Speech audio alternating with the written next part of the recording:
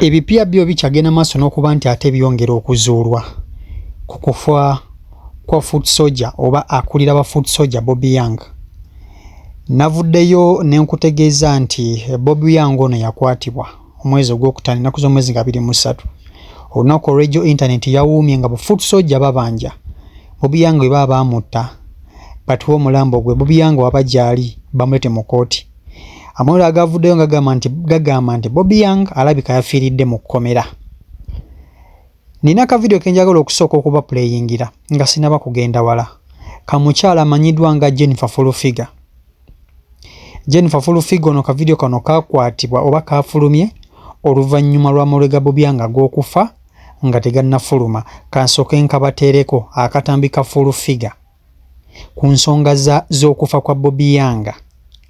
Gwe kennyini ojja kujjamu ekyo ansi ojja kugyetegerera gwe kennyini n'oluvannyuma tukomewo. Nabadde luzira nga ngenza okukola ku sipapa nendaba Bobby Young alina mu red, ayambala red.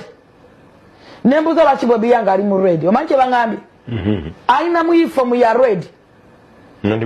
Wali abali mu white abo bagenda kufa. Babasalira okufa. Nze nabadde manyi bambadde ng'ennyange bagenda kufuluma. Kumba bambala white baba bagenda kufa. Ani bana okutuuka ewa Mukama. Kakati wali abali mu yellow. Nabo buli muntu. Beba baleeta mu makooti biki. Kati wali abali mu red. Beba luwabo. Ojja kutya. Abali mu red. Ndowooza ebigambo bya Fulufiga mubiwulidde bulungi nnyo. Agamba nti yagenda mu kkomera nga tetunaba kufuna amawulire ga kufa kwa Bobby Young. Yagenda mu kkomera n'alaba Bobby Young embeera gye yalimu ng'ayambadde uniform ya red. Naye tumanyi kye yali ategeeza mu kugamba nti yatya bwe yalaba uniform yo nga Bobby Young agyambadde. Naye ne bwe buli kati internet ekyagenda mu maaso n'okwebuuza Bobby Young ali ludda wa? Bobby Young yakwatibwa ennaku z'omwezi nga 23 omwezi ogwokutaano omwaka 2024 guno gwennyini omwaka gwe tulimu nga ekimukwasa gavumenti yagenda neetekawo ekikwekweto eky'abafuutu soja bonna naddala ab'e NUP abambala ebyambalo ebifaanana n'ebya poliisi. Jjukira Bobby Young nga bw'omulaba awo y'omu ku abaana ba NUP b'abafuutu soja abaali basiba mu byambalo ebimyufu nga bakozesa ovulo saako n'okukozesa obukoofiira n'engatto zaabwe zibbuutu nga bw'ozimanyi. Kakati yo poliisi egamba nti Bobby Young yasangibwa n'ebintu ebifaanana n'eby'abajenero mu nnyumba eyiye era ne bamutwala ne bamusiba ne bamutwala eruzira. Bobby Young ne gye buli kati taddangamu kuwulirwa, taleetebwanga mu kkooti, taleetebwanga kuwozesebwa, taddangamu kulabibwako. Bafuutu soja basinga baleeteddwa mu kkooti olw'emisango egibavunaana naye Bobby Young ye talabikako. Bannayuganda ne beebuuza nti Bobby Young ali ludda wa? Kwe kufuna amawulire ga RIP agagenze maaso ne ga trending ne ga saturatinga all over social media olunaku olw'ejjo.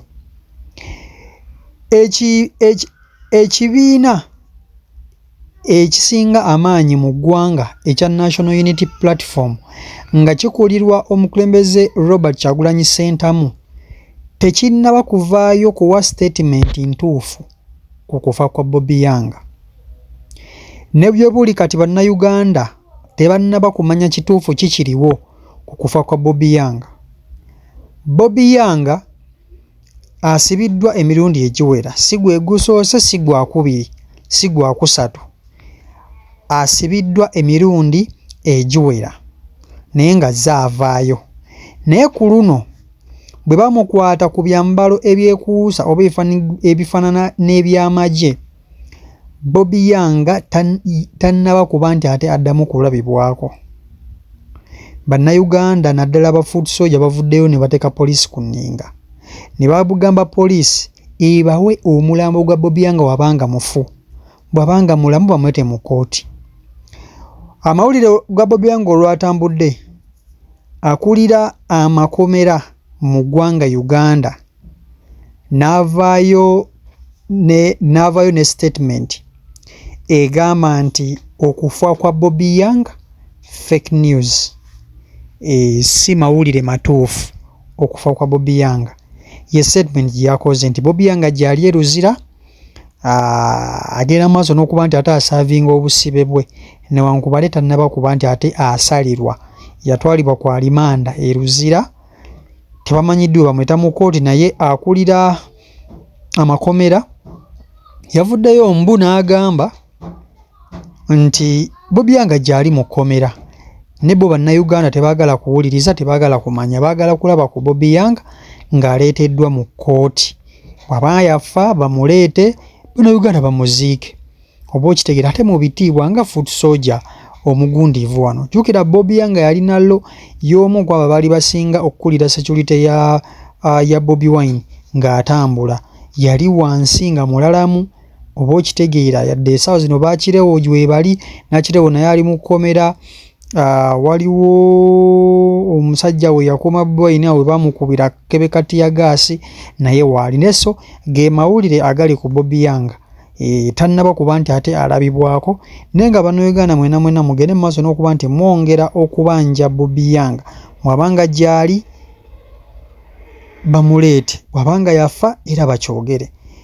Temukoowa kubanja Bobby Young, mwongeremuko ku maanyi kuba munanga amawulire tegannaba kakasibwa nti Bobby Young afudde. Kale njagenda maaso n'okuba nti nyongera okubaleetera amawulire agafa ku Bobby Young, kyonna kinnaaba nzudde njagenda maaso n'okuba nti ate nkibawa era nkibaleetera wano ku CEO Michael Uganda.